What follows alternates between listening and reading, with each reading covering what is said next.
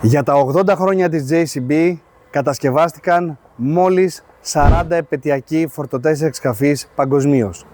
Ένας από αυτούς βρίσκεται στην Ελλάδα.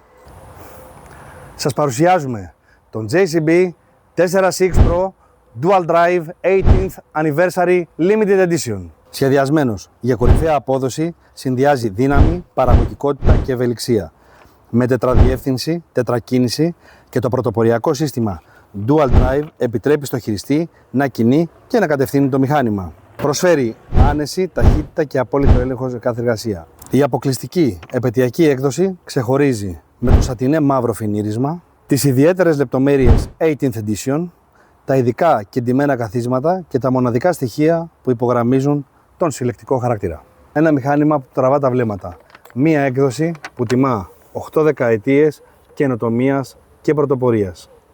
Μερικά από τα τεχνικά χαρακτηριστικά του μηχανήματος είναι ο υδραυλικός ταχυσύνδεσμος φορτωτή με 6-in-1 κάδο 1,2 κυβικά, κάμερα και περώνες. Υδραυλικός ταχυσύνδεσμος εξκαφέα. LSD διαφορικά περιορισμένης ολίσθησης. Ελαστικά Michelin B-Bload 28 inch. Υδραυλική μετατόπιση φορέα μπούμας. Δεν είναι απλώς ένας φορτωτής εξκαφέας. Είναι ένα συλλεκτικό κομμάτι της ιστορίας της JCB.